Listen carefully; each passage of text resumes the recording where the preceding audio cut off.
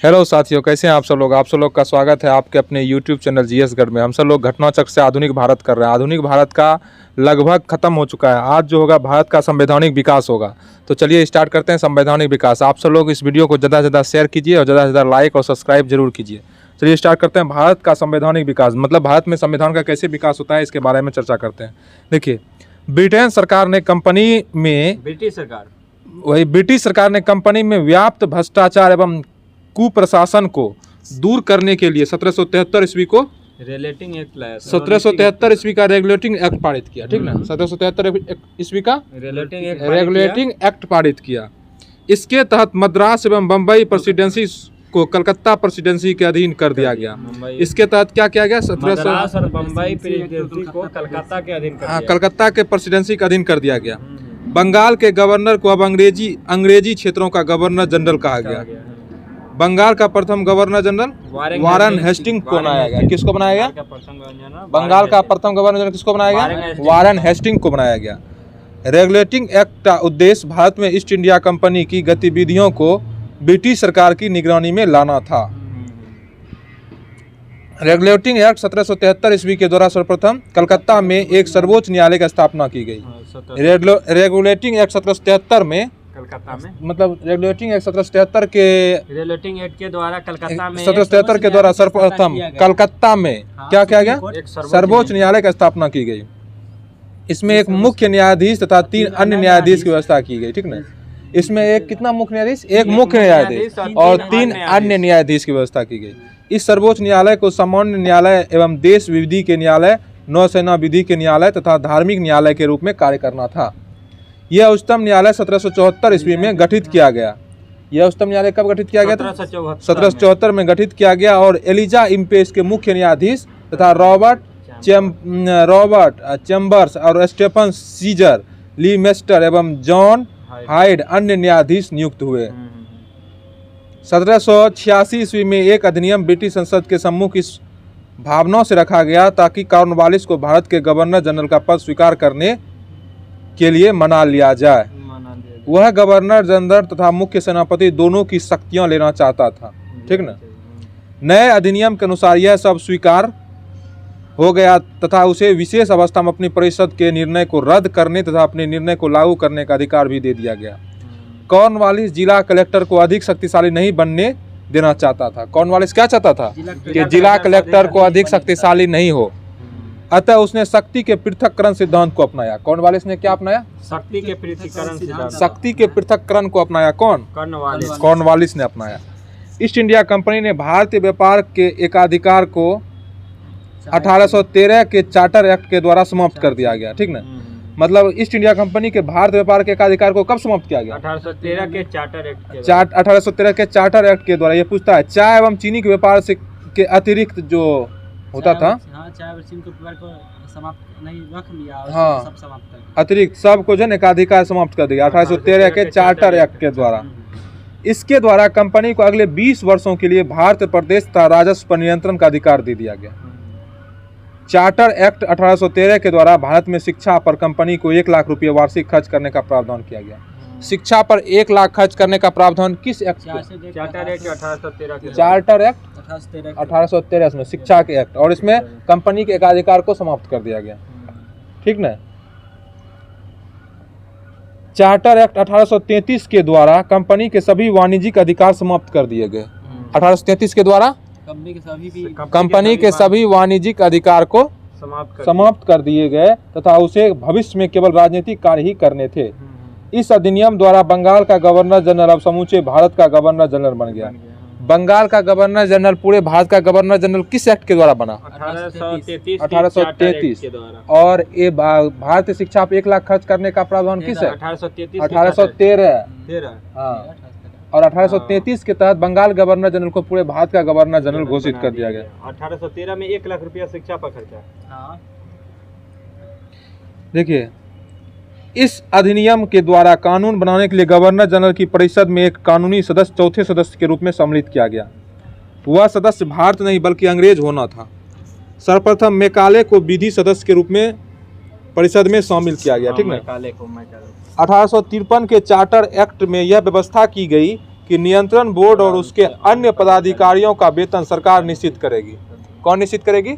सरकार निश्चित करेगी। हाँ, नियंत्रण बोर्ड अन्य सरकारी अधिकारी के वेतन सरकार निश्चित करेगी, परंतु धन कंपनी देगी। परंतु धन कौन देगा? कंपनी देगा।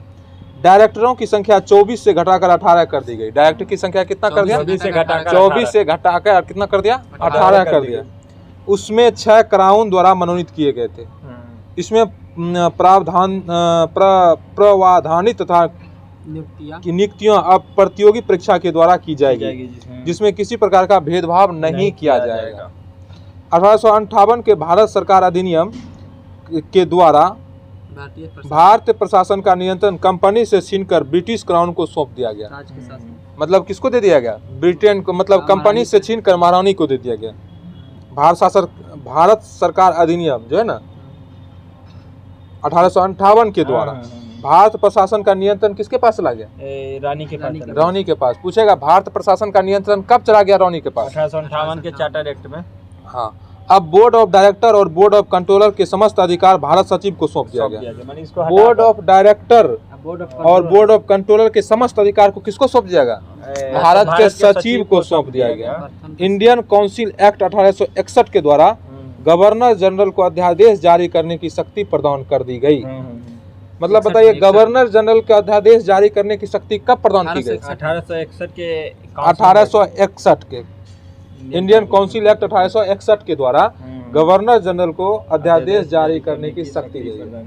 गवर्नर जनरल को अध्यादेश जारी करने की शक्ति 1861 में। यह अध्यादेश अधिकाधिक 6 माह तक लागू कर सकते थे।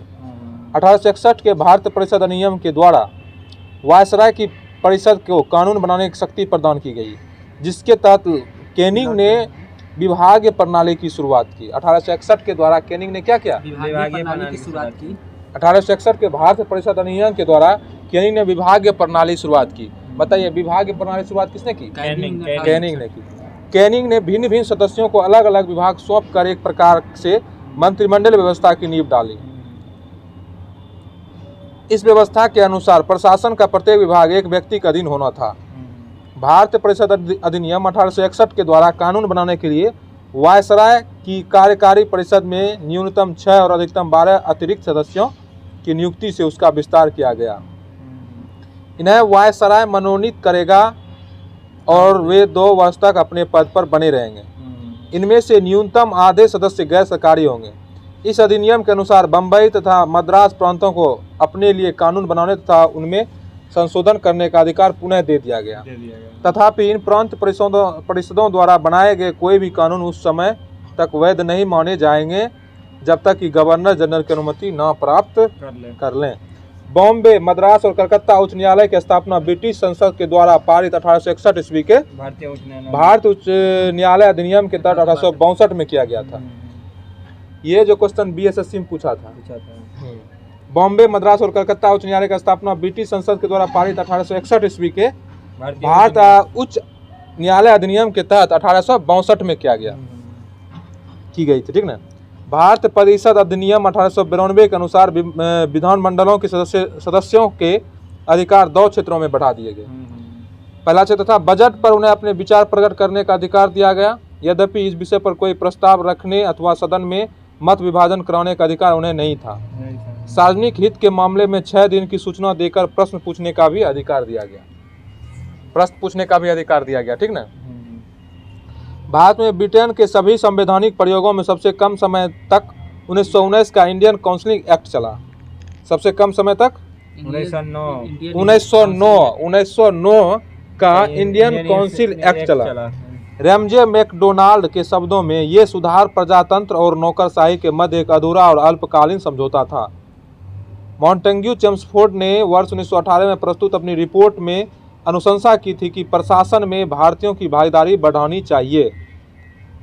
रिपोर्ट में यह भी अनुशंसा की गई थी कि सिविल सेवा परीक्षा इंग्लैंड एवं भारत में एक साथ आयोजित की जानी चाहिए तथा उच्च भारतीय सिविल सेवा के 1/3 पद भारतीयों के लिए आरक्षित होने चाहिए। 1/3 मतलब 3 में से वो। हाँ, 1/3 पद भारतीयों के लिए आरक्षित होनी चाहिए। चेम्सफोर्ड की संस्तुति के आधार पर ही वर्ष 1922 से सिविल सेवा परीक्षा इंग्लैंड एवं भारत में एक साथ आयोजित की जाने लगी। मतलब इंग्लैंड और भारत में सिविल सेवा का आयोजन एक साथ होने लगी। यह किसका प्रयास था? सिविल 1922 चेम्सफोर्ड का प्रयास, मॉन्टेग्यू चेम्सफोर्ड का प्रयास था, ठीक ना। और यह 1922 में स्टार्ट हो गया। एचिसन आयोग ने 1887 ईस्वी में प्रस्तुत अपनी रिपोर्ट में यह अनुशंसा की थी कि सिविल सेवा परीक्षा इंग्लैंड एवं भारत में एक साथ नहीं आयोजित की जानी चाहिए। कौन किया था? एचिसन आयोग। एचिसन आयोग ने बोला था कि सिविल सेवा की परीक्षा जो भारत और इंग्लैंड में एक साथ नहीं होनी चाहिए, लेकिन मॉन्टेग्यू चेम्सफोर्ड ने बोला था नहीं, ये होना चाहिए, और 1922 से ये स्टार्ट भी हो गया। 20 अगस्त 1917 के सुधारों की घोषणा के तत्कालीन भारत सचिव एडविन मॉन्टेग्यू के नाम पर मॉन्टेग्यू घोषणा के नाम से जाना जाता है। तत्कालीन भारत सचिव एडविन मॉन्टेग्यू और वायसराय चेम्सफोर्ड की रिपोर्ट भारत परिषद अधिनियम 1919 का आधार बनी थी। भारत में प्रांतों में द्वैत शासन का प्रारंभ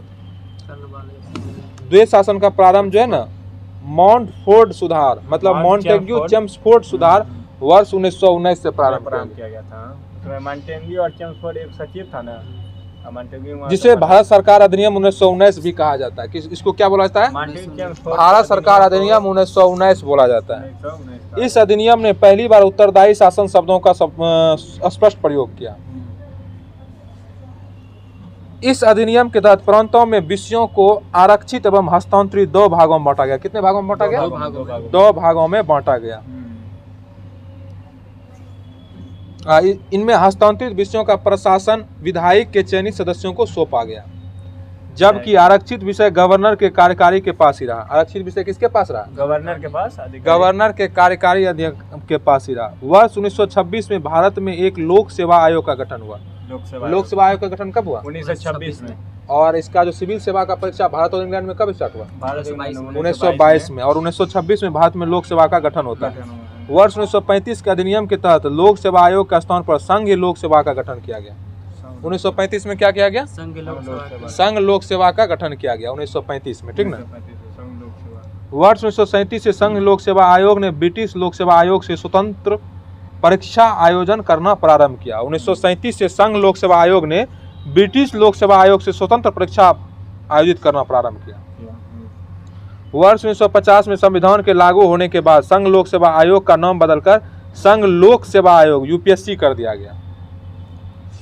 1950 में जब संविधान लागू हुआ तब इसका नाम क्या कर दिया गया? यूपीएससी। पहले था एफपीएससी, अब हो गया यूपीएससी। वर्ष 1935 के अधिनियम के द्वारा सर्वप्रथम भारत में संघात्मक सरकार की स्थापना का प्रावधान किया गया। इस संघ को ब्रिटिश भारतीय प्रांतों तथा कुछ भारतीय रियासतों जो संघ में शामिल होना चाहती थी को मिलाकर बनाया गया था। इस अधिनियम के द्वारा प्रांत में द्वैत शासन समाप्त कर दिया गया। 1935 के अधिनियम के द्वारा क्या किया गया? प्रांत में द्वैत शासन को समाप्त कर दिया गया। प्रांत को स्वायत्त प्रदान की गई एवं केंद्र में द्वैत शासन लागू किया गया। वर्ष 1935 के भारत सरकार अधिनियम द्वारा प्रांतों को दोहरे शासन के स्थान पर उत्तरदायी शासन मिल गया तथा आरक्षित एवं हस्तांतरित विषयों में भेद समाप्त हो गया। गवर्नर को आरक्षित तथा बचाव की संज्ञा के अधीन व्यक्तिगत निर्णय तथा विवेकाधीन शक्तियों का प्रयोग करने का अधिकार दे दिया गया। साथ ही गवर्नर को अध्यादेश जारी करने का भी अधिकार दे दिया गया। गवर्नर को अध्यादेश जारी करने का अधिकार दे दिया गया। इस अधिनियम के द्वारा सांप्रदायिक तथा वर्गीय मतदाता मंडलों का विस्तार हुआ और मुसलमान, सिख, यूरोपीय, भारत ईसाई, एंग्लो तथा भारत मुसलमान आदि को पृथक पृथक प्रतिनिधित्व मिला। भारत का वर्तमान संवैधानिक ढांचा बहुत कुछ 1935 के अधिनियम से मिलता है, आधारित है। वर्ष 1935 के मुख्य उपबंध इस प्रकार है। पहला क्या था? संघात्मक सरकार की स्थापना। क्या था पहला? संघात्मक सरकार की व्यवस्था। क्या था? संघात्मक सरकार की व्यवस्था। संघात्मक सरकार की व्यवस्था। दूसरा था केंद्र में द्वैत शासन का स्थापना। केंद्र में द्वैत। तीसरा था प्रांत में द्वैत शासन का स्थान पर स्वायत्त शासन की स्थापना। छठा था प्रांत विधानमंडल। सातवां था केंद्र एवं प्रांतों में शक्तियों का विभाजन। आठवां था फेडरल न्यायालय की स्थापना। फेडरल न्यायालय की स्थापना। ये सब था, ठीक ना। वर्ष 1935 के अधिनियम के बारे में जवाहरलाल नेहरू ने कहा था, एक कार जिसमें ब्रेक तो है पर इंजन नहीं। 1935 के अधिनियम के बारे में जवाहरलाल नेहरू ने क्या बोला? इसका आलोचना किया था जवाहरलाल ने। और क्या बोला? बिना ब्रेक वाला गाड़ी। कार तो है लेकिन कार है तो है, उसमें ब्रेक तो है पर इंजन नहीं है।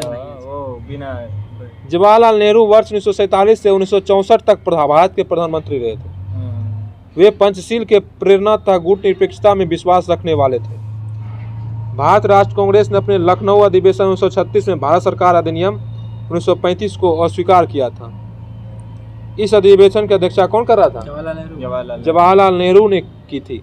पंडित जवाहरलाल नेहरू ने भारत सरकार अधिनियम 1935 को गुलामी का अधिकार या दास्ता का आज्ञा पत्र बताते हुए उसकी कटु आलोचना किया था।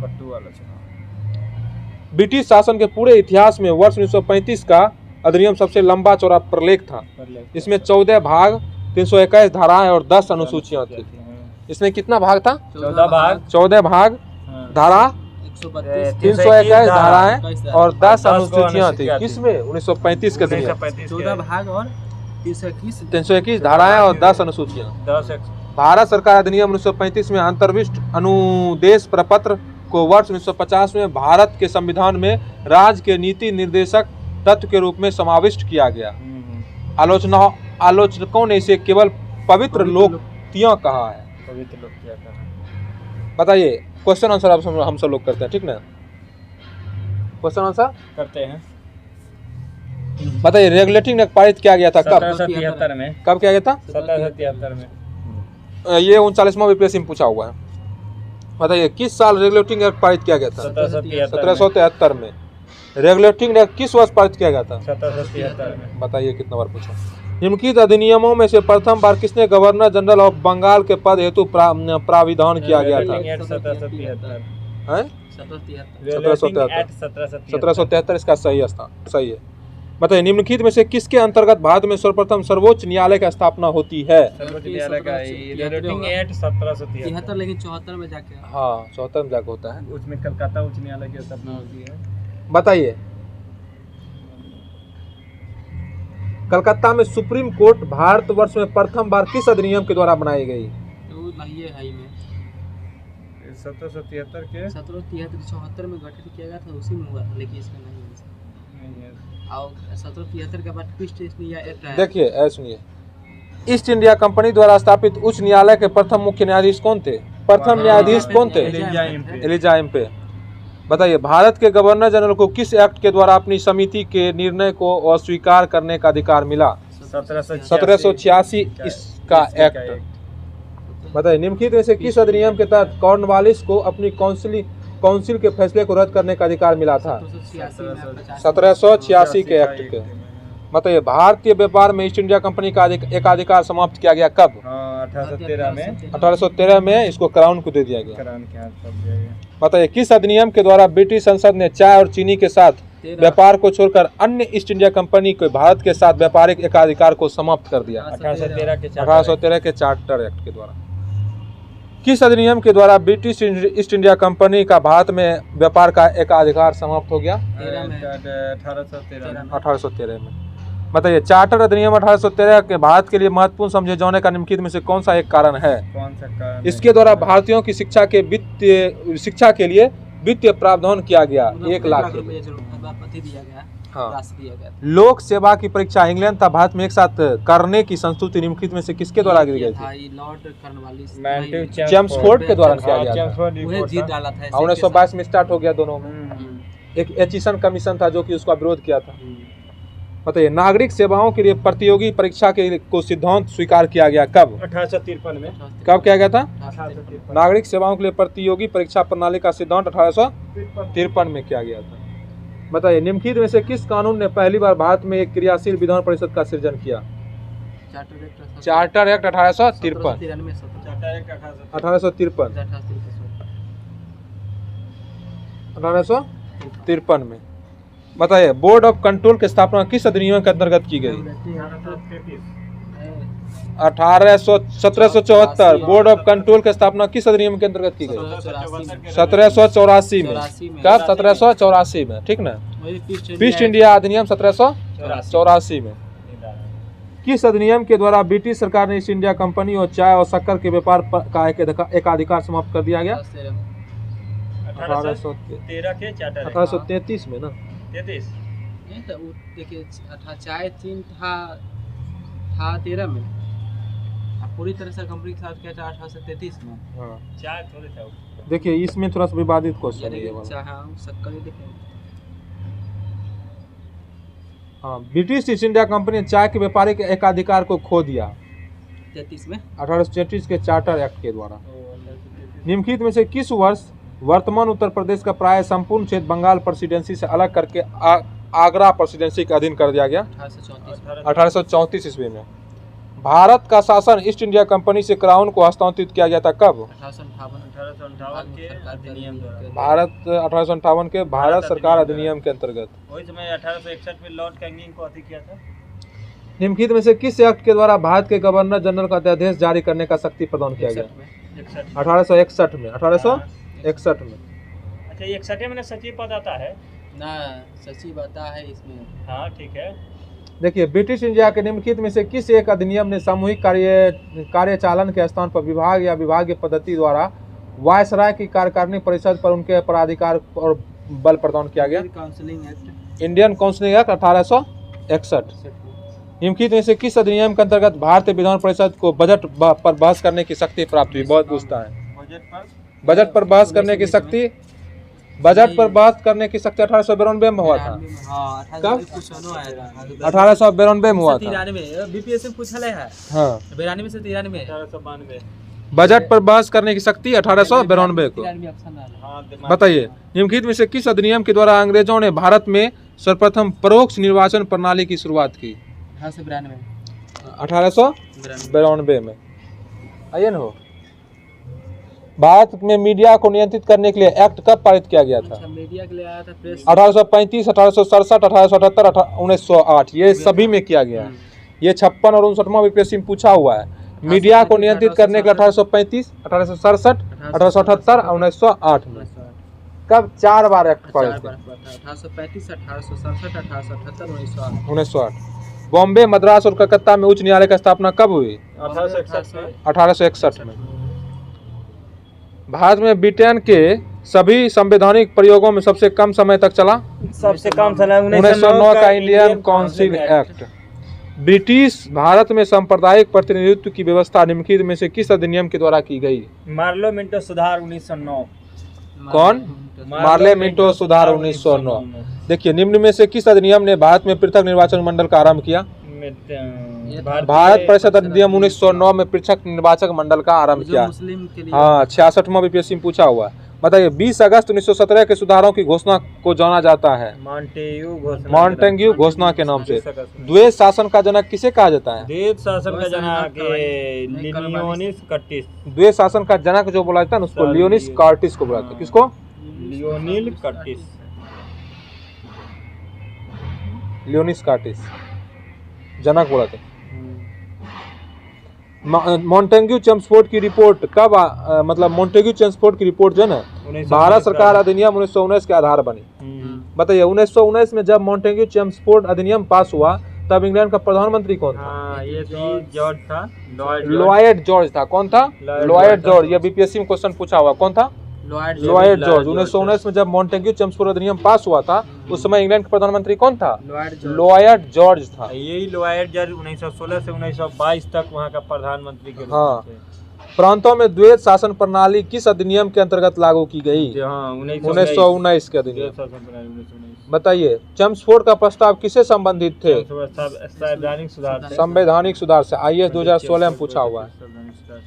भारत सरकार अधिनियम 1919 ने निम्नलिखित में से किसको स्पष्ट रूप से परिभाषित किया?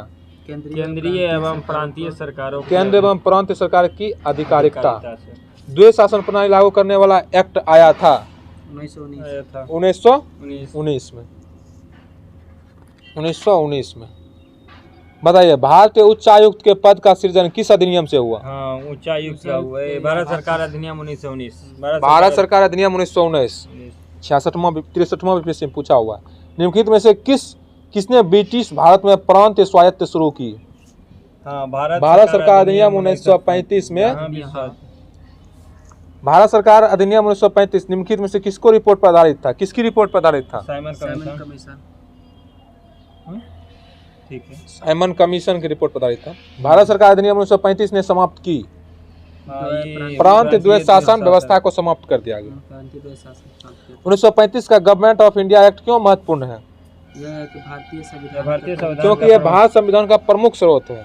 इसी को ब्लूप्रिंट कहा जाता है। हाँ। 1935 के भारत सरकार अधिनियम की निम्नलिखित में से कौन सा एक वैशिष्ट युक्त नहीं है? नहीं, ऑप्शन है केंद्र में, साथ ही साथ राज्यों में द्वैत शासन, ये गलत है। गलत है। द्विशासनीय विधानमंडल, ये सही है। प्रांत स्वायत्तता, ये सही है। एक अखिल भारतीय संघ, ये सही है। सही है। वो गलत था। केंद्र में साथ ही साथ राज्यों में द्वैत शासन, ये गलत है। बताइए निम्नलिखित में से किसने 1935 के अधिनियम के बारे में कहा था एक कार जिसमें ब्रेक तो है पर इंजन नहीं है? जवाहरलाल नेहरू ने कहा था। बताइए किस अधिनियम के बारे में जवाहरलाल नेहरू ने कहा था हमें एक ऐसी कार दी गई जिसमें सब ब्रेक थे किंतु इंजन नहीं था? 1935 का अधिनियम, ये बीपीएससी में पूछा हुआ क्वेश्चन।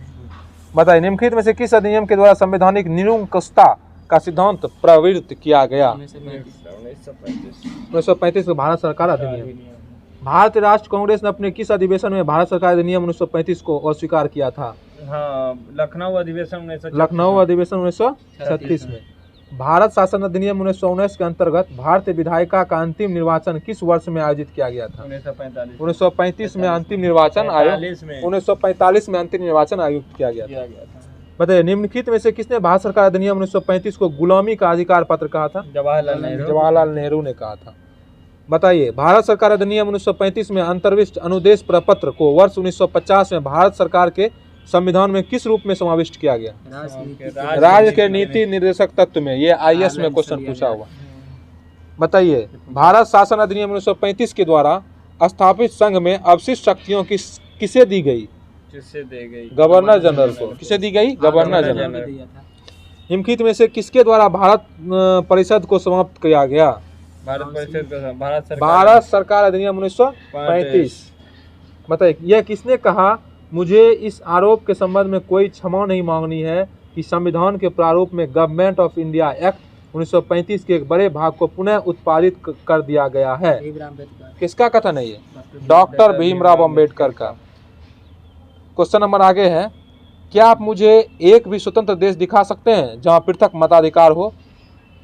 डैश अंग्रेज जा चुके हैं परंतु वे शरारत छोड़ गए हैं। निम्नलिखित में से किसने उपर्युक्त वाक्य को संविधान सभा के बहस में कहा था? जवाहरलाल नेहरू। किसने कहा था? सरदार वल्लभ भाई पटेल ने कहा था। क्या आप मुझे एक भी स्वतंत्र देश बता सकते हैं, दिखा सकते हैं जहाँ पृथक मताधिकार हो? भारतीय सिविल सेवा के जनक कौन? अंग्रेज जा चुके हैं परंतु वे शरारत छोड़ गए हैं। ये किसने कहा था? सरदार वल्लभ भाई पटेल ने कहा था। बताइए ब्रिटिश शासनकाल में संविधान में विकास में कौन सा कानून ऐतिहासिक नहीं था? ऑप्शन है regulating act 1773, charter act 1833, government of India act 1919 और protection of civil rights act 1955। यही होगा protection of civil right act 1955 जो है ना। ब्रिटिश शासन में संविधान के विकास में कौन सा कानून ऐतिहासिक नहीं था? तो यही नहीं था, British protection of civil right act 1955। यह जो है 66वां बीपीएससी में ये पूछा हुआ। अब जो हम सब लोग देखेंगे आधुनिक इतिहास का जो विविध है ना, विविध जितना भी विविध में क्वेश्चन आता है उसके बारे में, इसमें भी बहुत सारा क्वेश्चन बनता है विविध का। बहुत सारा विविध, ठीक है। हाँ ये पहले साल रिवीजन हो जाएगा। बताइए 19वीं शताब्दी के रूस देश का भारत की ओर से विस्तार डर एंग्लो अफगान संबंधों का अधिकार था। किसका अधिकार था? 19वीं शताब्दी में रूस देश का भारत की ओर विस्तार का डर एंग्लो अफगान संबंधों का किसका अधिकार था? रूस एवं ईरान के मध्य हुई तुर्कोमनचाई की संधि के पश्चात रूस के बढ़ते प्रभाव से अंग्रेज घबरा गए थे। तुर्कोमनचाई की संधि किसके बीच होता है? तुर्कोई की संधि होती है रूस एवं ईरान के बीच। रूस एवं ईरान के बीच। रूस और ईरान के बीच। और इसके बाद से जो रूस के बढ़ते प्रभाव से अंग्रेज क्या हुआ था? घबरा गया था।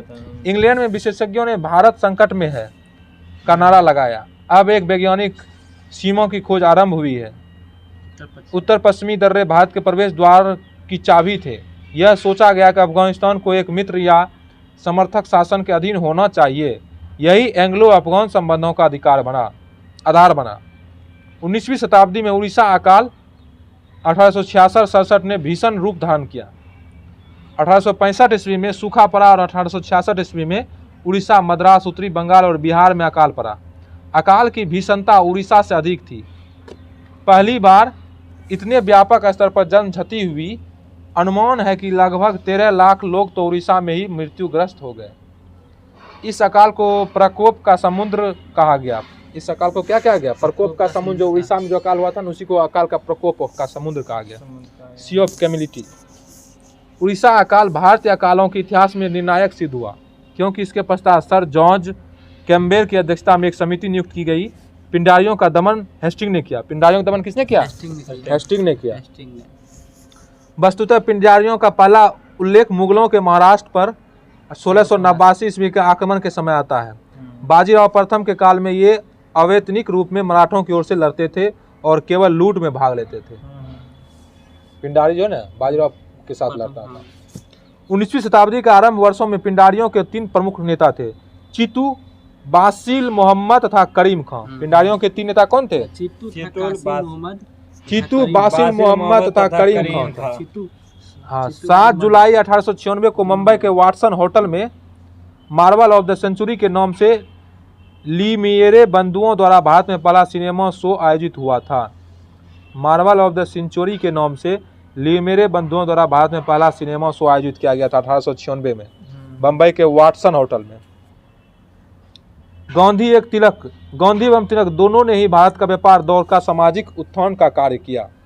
तिलक प्रथम राष्ट्रवादी नेता थे जिन्होंने जनता से निकट संबंध स्थापित करने का प्रयत्न किया और इस दृष्टि से वह महात्मा गांधी के अग्रगामी थे। जीबी मावलंकर ने वर्ष 1946 में सेंट्रल लेजिस्लेटिव असेंबली के अध्यक्ष बने थे।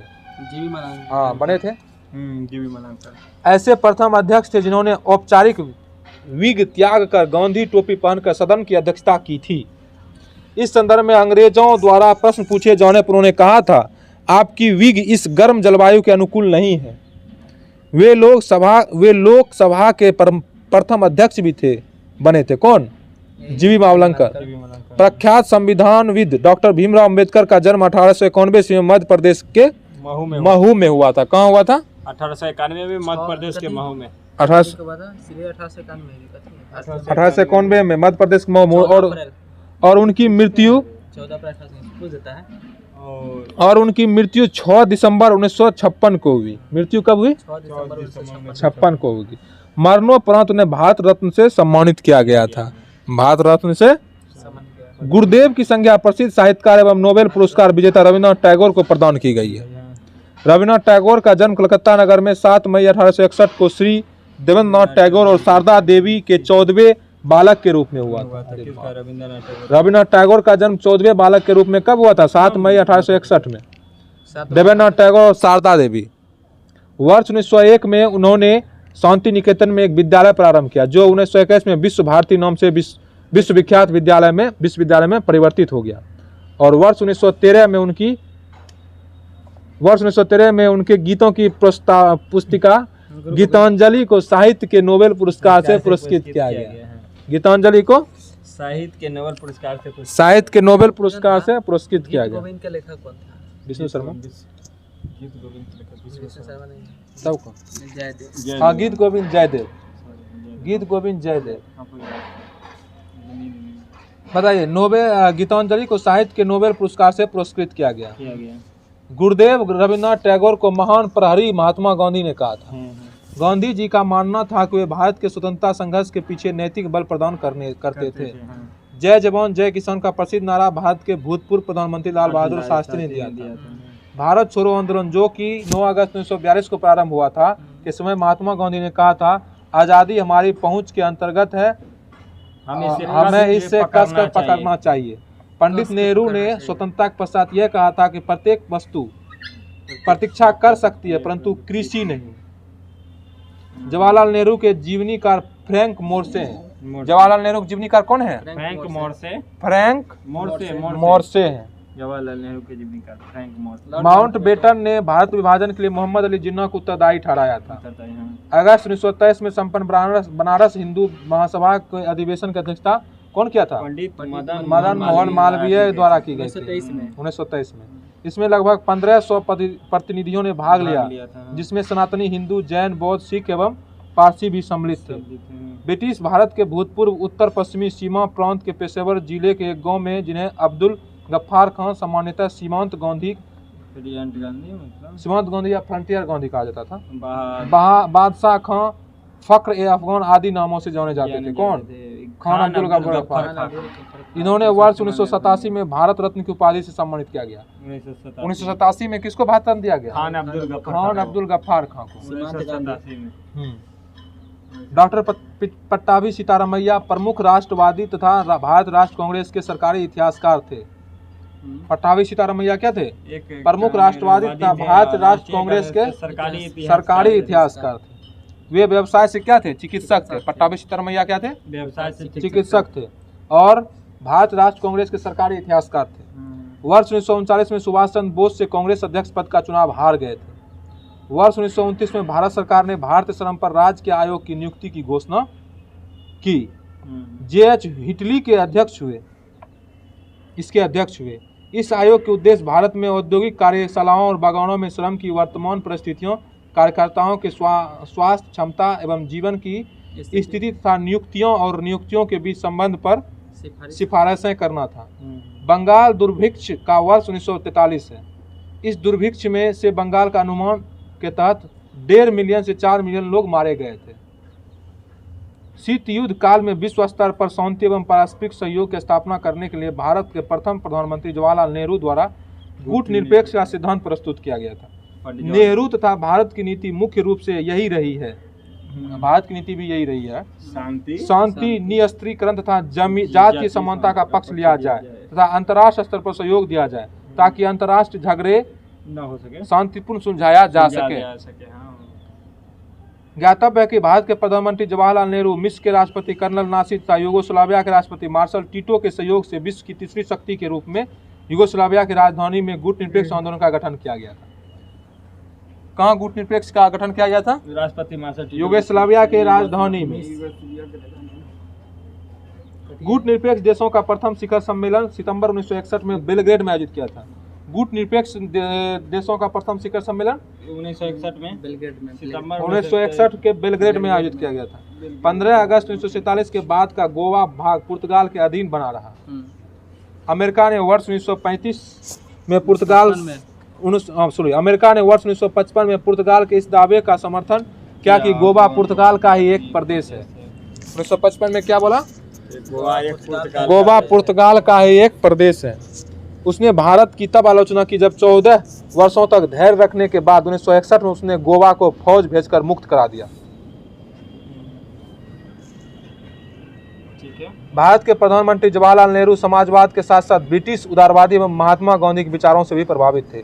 वे जर्मन राष्ट्रवाद से किंचित मात्र भी प्रभावित नहीं थे। उन्होंने प्रसिद्ध ग्रंथों, विश्व इतिहास की झलक,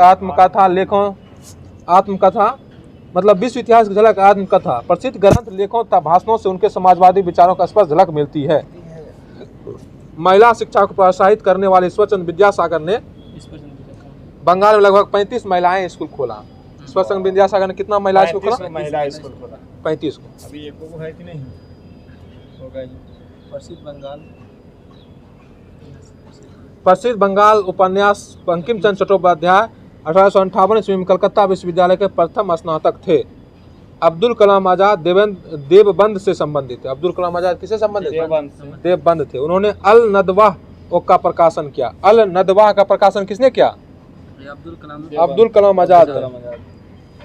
उन्होंने वर्ष 1940 से 1946 तक कांग्रेस के अध्यक्ष रहे। इंडिया विंस फ्रीडम उनकी प्रसिद्ध पुस्तक है।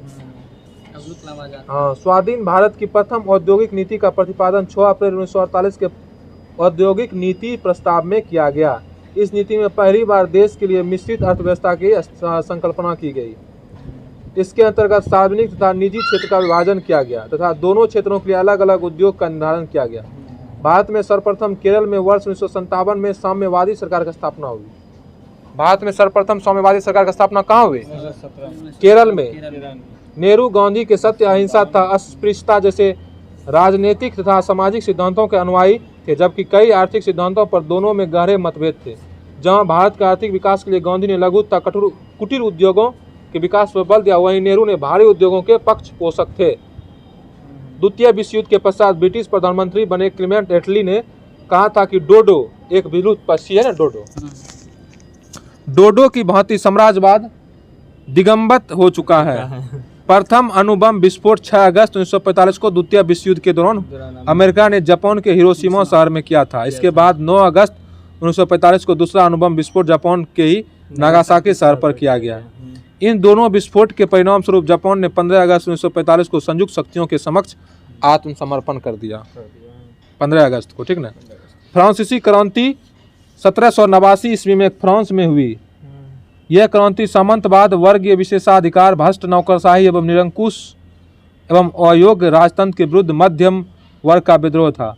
भारत के प्रथम प्रधानमंत्री जवाहरलाल नेहरू की मृत्यु 14वीं पदावधि के दौरान 27 मई को हुई। कब हुई? 27 मई 1964 को हुई, ठीक ना।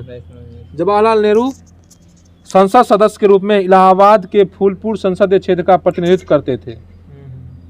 भारत के प्रथम गैर कांग्रेसी प्रधानमंत्री जनता पार्टी के मोरारजी देसाई थे।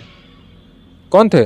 जनता पार्टी के गैर कांग्रेसी प्रधानमंत्री कौन था? मोरारजी देसाई। जनता पार्टी के मोरारजी देसाई थे, जो 24 मार्च 1977 को इस पद से नियुक्त हुए, इस पद पर नियुक्त हुआ था।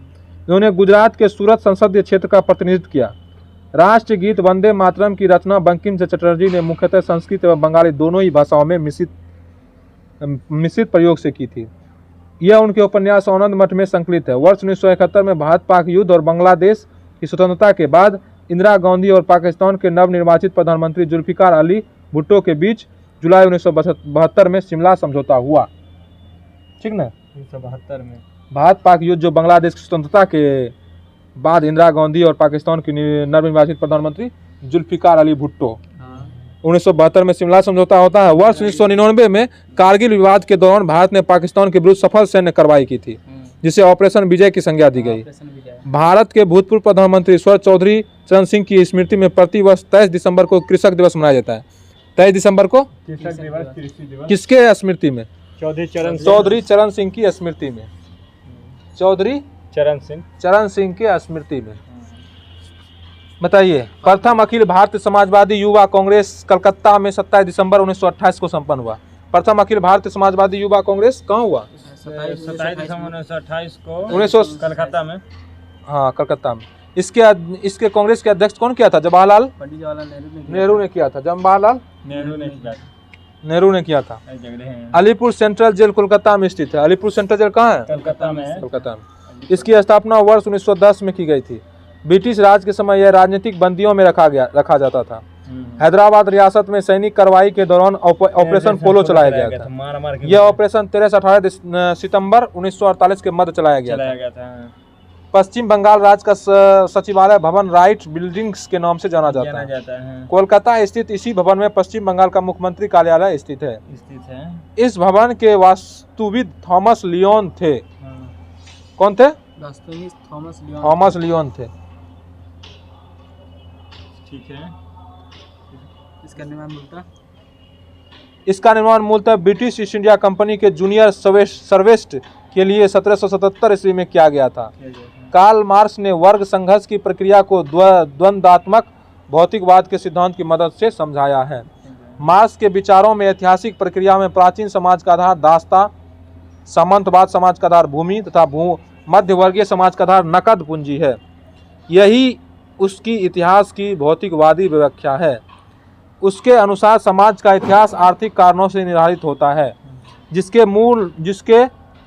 मूल में वर्ग संघर्ष का द्वंद्व होता है। वर्तमान में सर्वाधिक प्रचलित कैलेंडर ग्रिगोरियन कैलेंडर है। कौन कैलेंडर है? ग्रिगोरियन कैलेंडर है। यह लगभग संपूर्ण विश्व में प्रयुक्त होता है। फालून गंगा विश्वास तथा प्रथा की एक व्यवस्था है जो चीन में ली होंगची द्वारा वर्ष 1992 में स्थापित की गई थी। चीन में फालून गंगा कहाँ है? लाहंग चीन में है। 1992 में स्थापित हुआ था। मदर टेरेसा का जन्म कहाँ हुआ था? मैसिडोनिया में वर्ष 1910 में हुआ था। कहाँ हुआ था? मैसिडोनिया 1910 में हुआ था। और 18 वर्ष की आयु में उन्होंने एक मशीनरी की सदस्यता ग्रहण कर ली थी।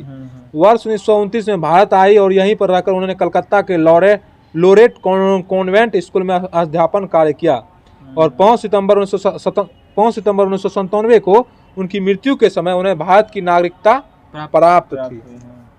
फतेह सिंह राठौर को टाइगर मैन के उपनाम से जाना जाता है। टाइगर मैन के उपनाम से किसको जाना जाता है? फतेह सिंह राठौर को टाइगर मैन के उपनाम से जाना जाता है। विश्व की प्रथम महिला प्रधानमंत्री होने का गौरव ये था क्या कहते हैं, भंडार नायके, भंडार नायके, हाँ। श्री मावो भंडार नायके, जो कि श्रीलंका का प्रधानमंत्री था, विश्व की पहली महिला प्रधानमंत्री। कहती है भंडार नायके। हाँ, भंडार नायके जो ये पूछता है। श्रीलंका। 10 डाउनिंग स्ट्रीट ब्रिटिश प्रधानमंत्री के सरकारी आवास का नाम है। ब्रिटिश प्रधानमंत्री के सरकारी आवास का नाम क्या है? 10 डाउनिंग स्ट्रीट। 10 डाउनिंग। यह ब्रिटेन के first Lord of the treasury अर्थात प्रधानमंत्री का निवास है। यह लंदन की वेस्ट मिस्टर सिटी में स्थित है। चीन ने तिब्बत पर वर्ष 1959 में कब्जा किया। चीन ने तिब्बत पर कब कब्जा किया? 1959 में, जिससे तिब्बत की स्वायत्तता समाप्त हो गई। 26 दिसंबर 1991 को सोवियत संघ के विघटन के पश्चात रूस और अन्य स्वतंत्र गणराज्यों के रूप में सोवियत संघ विभाजित हो गया। द्वितीय विश्व युद्ध के बाद जर्मनी अमेरिका प्रभावित पश्चिमी जर्मनी एवं रूस प्रभावित पूर्वी जर्मनी में विभाजित हो गया था, जो 40 वर्षों से अधिक समय के बाद 3 अक्टूबर 1990 को पुनः एकीकृत हो गया। चीन में वास्तविक कागज के प्रथम निर्माण का श्रेय साई लून को प्राप्त है। किसको है? साई लून को प्राप्त है। चीन के लियोंग प्रांत के निवासी साई लून ने 105 ईस्वी में कागज का निर्माण किया था। 14वीं शताब्दी में प्रारंभ पुनर्जागरण को यूरोप में मध्यकालीन सामंतवादी युग को समाप्ति और आधुनिक युग के प्रारंभ के रूप में व्यक्त किया जाता है। इसका प्रारंभ इटली से हुआ है। पुनर्जागरण संस्कृति के इटली में प्रारंभ होने का कारण यहाँ विचारों को अभिव्यक्ति करने की स्वतंत्रता थी। इस तरह से हमारा विविध पूरा खत्म हो जाता है। अब इसका क्वेश्चन आंसर देख लेते हैं। 19वीं शताब्दी में किस देश का भारत की ओर से विस्तार का डर एंग्लो अफगान संबंधों का आधार था? रूस का। बोलिए ठीक से। रूस का। मिलान करने के दिया बताया। 1775 में क्या हुआ था? 1775 में प्रथम आंग्ल मराठा युद्ध हुआ। प्रथम आंग्ल। 1780 में द्वितीय आंग्ल मराठा युद्ध। 1824 में प्रथम आंग्ल बर्मा युद्ध हुआ। और 1838 में प्रथम आंग्ल अफगान युद्ध। प्रथम आंग्ल अफगान युद्ध कब हुआ था? 1838 में। प्रथम आंग्ल बर्मा युद्ध 1824 में। 1875 में क्या हुआ था? 1775 में हुआ था। 1775 में प्रथम आंग्ल मराठा युद्ध और 1780 में द्वितीय आंग्ल मैसूर युद्ध। इलाहाबाद की संधि कब हुई थी? इलाहाबाद की संधि 1765 में। 1765 नहीं 46 में। इलाहाबाद की संधि 1765 में। 65 हाँ सॉरी 1765। एक्सला चैपल की संधि 1748 में।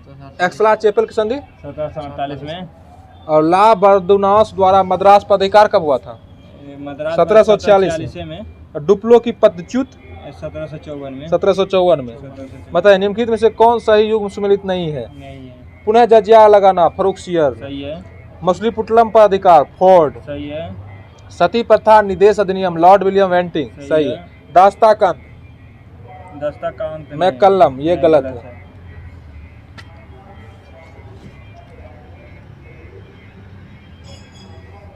बताइए भारत के संदर्भ में शासन पितृसत्तात्मक दृष्टिकोण निम्नलिखित में से किससे प्राय संबंधित माना जाता है? थॉमस मुनरो को। निम्न में से भारत में 19वीं शताब्दी में पड़े किस अकाल को प्रकोप का समुद्र कहा गया? उड़ीसा का अकाल। उड़ीसा का काल 1866-67। भारतीय दुर्भिक्षता संहिता 1833 का निर्माण निम्नलिखित में से किस आयोग के द्वारा हुआ था? एस्टेचरी आयोग। इसके द्वारा? एस्टेचरी आयोग के द्वारा। बताइए तो ड्रामेटिक परफॉर्मेंस एक्ट कब आया? 1876 में। वर्नाकुलर प्रेस एक्ट 1878 में। बंगाल टेनेंसी एक्ट 1885 में। North western provinces and Awadh act 1890 में। और वर्नाकुलर एक्ट 1878 में। 1878 में। 1878 में कि 1773 में? 1878 में। बंगाल टेनेंसी एक्ट 1885 में। बताइए ब्रिटिश सरकार भारत के विभाजन के लिए उत्तरदायी नहीं है। उपर्युक्त कथन का श्रेय दिया जाता है लॉर्ड एटली को। राजनीतिक स्वतंत्रता राष्ट्र का जीवन श्वास है कहा था कौन? ये कहा था अरविंद घोष ने कहा था। राजनीतिक स्वतंत्रता राष्ट्र का जीवन। राजनीतिक स्वतंत्रता राष्ट्र का जीवन श्वास है कौन कहा था? अरविंद घोष ने कहा। अरविंद घोष ने कहा था। न्यू लैप्स ऑफ ओल्ड लेख श्रृंखला में सर्वहारा वर्ग के साथ संपर्क से बाहर होने के लिए कांग्रेस की आलोचना की गई थी। इन लेखों का लेखक कौन था? अरविंद घोष था। ये 56 और 59 यूपीएससी में पूछा हुआ है। बताइए, किसने कहा जब तक यह तीसरी शक्ति अथवा इंग्लैंड यहाँ है हमारे सांप्रदायिक मतभेद हमें परेशान करते रहेंगे? लुई फिशर के द्वारा। हाँ, महात्मा गांधी जी ने कहे थे। यह महात्मा गांधी ने कहा था। कौन कहा था? महात्मा गांधी ने कहा था। महात्मा गांधी अफसर बनाए इसमें। किसने कहा था जब यह तीसरी शक्ति अथवा इंग्लैंड यहाँ हमारे सांप्रदायिक मतभेद हमें परेशान करते रहेंगे? किसने कहा था? महात्मा गांधी ने। किन दो नेताओं ने भारत में दौरा कर सामाजिक उत्थान का कार्य किया? गांधी और तिलक। गांधी तिलक। गांधी और तिलक। बताइए, किसने पहले अध्यक्ष ने औपचारिक विग त्याग कर गांधी टोपी पहनकर सदन की अध्यक्षता की थी? जीवी मावलंकर ने। कौन? जो लोकसभा के प्रथम अध्यक्ष भी रहे थे। जीवी मावलंकर। निम्न में से किस तिथि को भारत संविधान निर्माता डॉक्टर भीमराव अम्बेडकर की मृत्यु हो गई थी? इसका मृत्यु 1956 6 दिसंबर 1956। कौन से प्रसिद्ध भारतीय गुरुदेव के नाम से जाने जाते हैं? रविन्द्रनाथ टैगोर। रविन्द्रनाथ टैगोर की मृत्यु बताइए कब होता है? रविन्द्रनाथ टैगोर की 1941। कब होता है? 1941। बताइए, निम्नलिखित में से किसने रविन्द्रनाथ टैगोर को महान प्रहरी कहा था? महान प्रहरी महात्मा गांधी ने रविन्द्रनाथ टैगोर को कहा। हाँ, बताइए, यह कथन किस क्रांतिकारी का है? भारत शहीदों के खून का बदला लो, अपनी मातृभूमि को आजाद कराने के लिए अपनी तलवार का इस्तेमाल करें, पूरे भारत में एंग्लो अमेरिकन दुश्मन के खिलाफ उठ खड़े हो। कौन कहा था? रास बिहारी बोस ने कहा था। जय जवान जय किसान का नारा किसने दिया था? लाल बहादुर शास्त्री ने दिया था। किसने कहा था आजादी हमारी पहुंच के अंतर्गत है, हमें इसे कस कर पकड़ना चाहिए? महात्मा गांधी ने कहा था। किसने लिखा था भारत की मुक्ति महात्मा गांधी के नेतृत्व में नहीं होगी? सुभाष चंद्र बोस ने। सुभाष चंद्र बोस ने लिखा था। प्रत्येक वस्तु प्रतीक्षा कर सकती है परंतु कृषि नहीं है। किसका कथन है? कर सकती है जवाहरलाल नेहरू का। बताइए, किस वर्ष बम्बई में पहली भारतीय कपड़ा मिल की स्थापना हुई थी? 1854 में पहली कपड़ा मिल का स्थापना हुआ था। राजा जनता के लिए बने हैं, जनता राज के लिए नहीं बनी है। राष्ट्र आंदोलन के दौरान निम्नलिखित में से किसने यह वक्तव्य दिया था? दादा भाई नौरोजी ने। भारत में बॉय स्काउट और सिविल गाइड आंदोलन का जन्मदाता था कौन? बेबन पॉवेल था। भारत में बॉय स्काउट, बालचर और सिविल गाइड आंदोलन का जन्मदाता कौन था? पॉवेल था। बताइए, निम्नलिखित में से किसे भारत में साम्यवाद का उच्चतम पुजारी कहा गया? जवाहरलाल नेहरू को। मैं एक समाजवादी और गणतंत्रवादी हूँ और मुझे राजाओं और राजकुमारों में विश्वास नहीं है। यह वक्तव्य संबंधित है किससे? जवाहरलाल नेहरू। समाजवाद का समर्थक कौन था और 1993 में ब्रिटिश शासन देशी राज्यों, जमींदारों और पूंजीवादियों को उखाड़ फेंकना चाहता था? जवाहरलाल नेहरू। निम्नलिखित में से कौन एक जवाहरलाल नेहरू के जीवनीकार हैं? फ्रैंक मोरेस। शराबबंदी आंदोलन 1922 में किसके नेतृत्व में आरंभ हुआ? शराबबंदी आंदोलन सरदार वल्लभ भाई पटेल। यह 65वां यूपीएससी में पूछा हुआ। सरदार वल्लभ भाई पटेल। बताइए, राजनीतिक विरोध प्रदर्शन के निम्नलिखित 4 रूपों में से कौन उस व्यक्ति के नाम पर आधारित है जिसने सर्वप्रथम इसका उपयोग राजनीतिक हथियार के रूप में किया? बायकॉट। भारत सरकार द्वारा 1919 में ILO के वाशिंगटन सम्मेलन में मजदूरों के प्रतिनिधित्व के रूप में निम्नलिखित में से किसे भेजा गया था? MM जोशी को मजदूर के प्रतिनिधित्व के रूप में भेजा गया था। केसरी समाचार पत्र का प्रकाशन कब होता है? केसरी 1881 में। खुदीराम बोस की मृत्यु कब होती है? मृत्यु दंड कब देता है? 1908 में। कर्जन वायली की हत्या कब होती है? 1909 में। अल हिलाल का प्रकाशन कब होता है? 1912 में। निम्नलिखित घटनाओं में से कौन सी घटना कालक्रम के अनुसार तीसरे स्थान पर आती है? चंपारण, असहयोग आंदोलन, भारत छोड़ो आंदोलन, दांडी मार्च। दांडी मार्च तीसरे स्थान पर आता है। हाँ, चंपारण होता है 1917 में, असहयोग होता है 1920-22 में, दांडी होता है 1930 में, भारत होता है 1942 में, भारत छोड़ो 1942 में। भारत राजनीतिक में 1947 के बाद किस महिला ने सर्वाधिक योगदान दिया? अरुणा आसफ अली ने। किसको? अरुणा आसफ अली।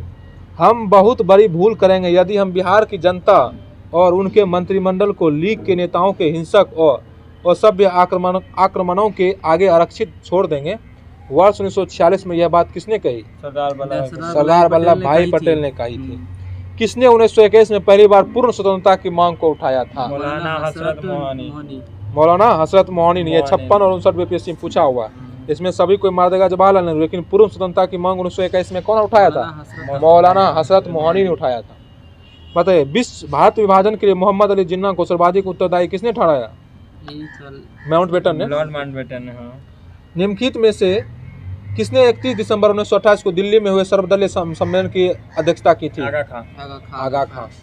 अगस्त 1923 के बनारस हिंदू महासभा के अधिवेशन की अध्यक्षता किसने की थी? पंडित मदन मोहन मालवीय ने। आधुनिक बिहार का निर्माता किसे माना जाता है? सच्चिदानंद सिन्हा को। आधुनिक बिहार का जन्मदाता, निर्माता। भारत के कम्युनिस्ट पार्टी और राष्ट्रीय स्वयंसेवक संघ की स्थापना के क्रमशः सबसे करीबी वर्ष पहचानिए। 1925। हाँ, फ्रंटियर गांधी का असली नाम? खान अब्दुल गफ्फार खान। किन्हें बम्बई त्रिमूर्ति के नाम से जाना जाता है? तिलक था। मेहता, तेलंग और तैयब जी। बम्बई त्रिमूर्ति के नाम से मेहता, तेलंग और तैयब जी। फिरोज शाह मेहता, केटी तेलंग और बदरुद्दीन तैयब जी को। अंग्रेजों के विरुद्ध खान अब्दुल गफ्फार खान द्वारा प्रारंभ किए गए आंदोलन का क्या नाम था? लाल कुर्ती नहीं था? भीमराव अंबेडकर पर यह कहकर आक्रमण किया। किसने कहा? निम्नलिखित में से किसने डॉक्टर भीमराव अंबेडकर पर यह कहकर आक्रमण किया? अंबेडकर को उदार ब्रिटिश सरकार द्वारा थोपा गया नेतृत्व प्राप्त हुआ था, क्योंकि उनकी सेवाएं राष्ट्रवादी नेताओं को बाधा पहुंचाने की आवश्यक थी। किसने कहा था? डॉक्टर BS मुंजे ने कहा था। किसने कहा था? डॉक्टर BS मुंजे ने कहा था।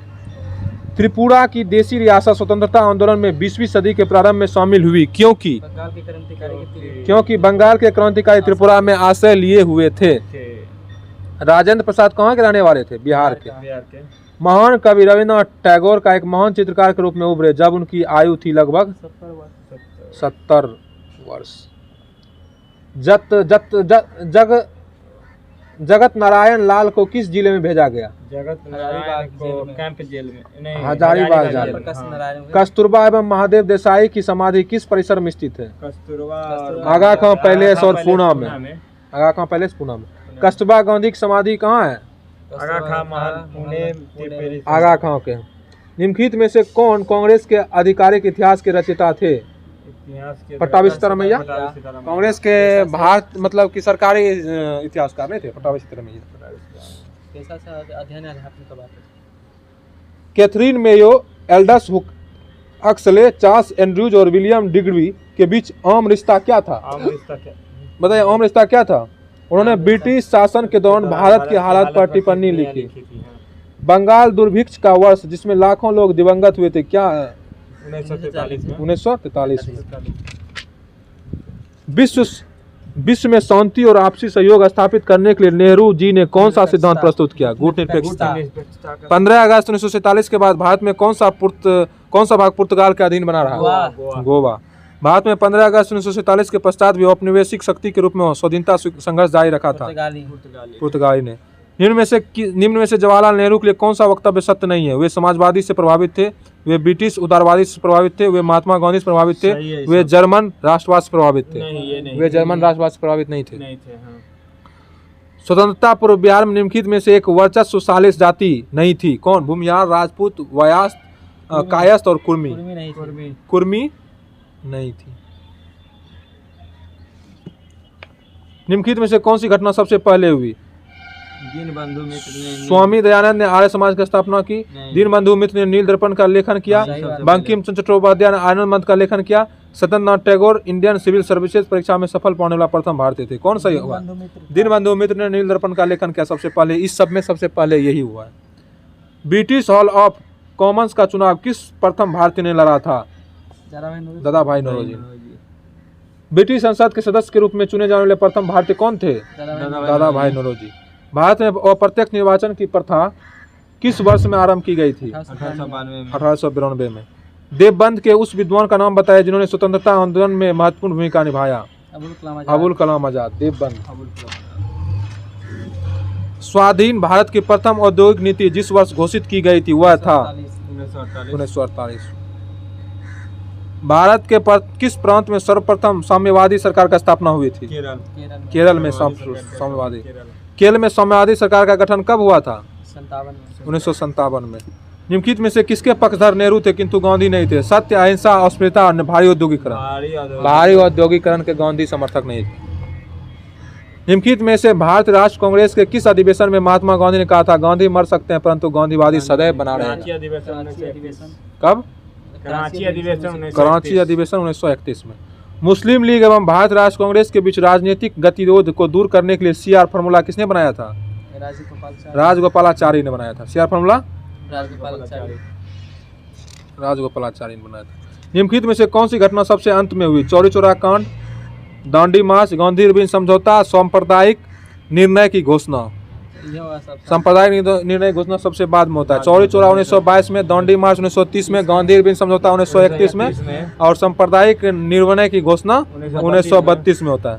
रेलवे आयोग का अध्यक्ष कौन था 1901 में? आयोग का अध्यक्ष टॉमस रॉबर्टसन। अकाल आयोग 1899 में हुआ, इसका अध्यक्ष एंटी मैकडोनल्ड था। सिंचाई आयोग 1901 में आता है, उसका अध्यक्ष कौन था? Colin Scott मॉनक्रिफ। पुलिस सुधार आयोग 1902 में कौन इसका अध्यक्ष था? Andrews Fraser. कौन था? Andrews Fraser. पुलिस सुधार आयोग 1902 में कौन था? Andrews Fraser. साइमन कमीशन कब आता है भारत? 1927 में। 8 नवंबर 1927 को। और दांडी यात्रा 1930 में। गांधी इरविन समझौता 1931 में। पुनः समझौता 1932 में। बताइए, आजाद मुस्लिम कॉन्फ्रेंस सूची 1 सूची 2 मिलाइए। आजाद मुस्लिम कॉन्फ्रेंस के संस्थापक कौन थे? अल्लाह बख्श।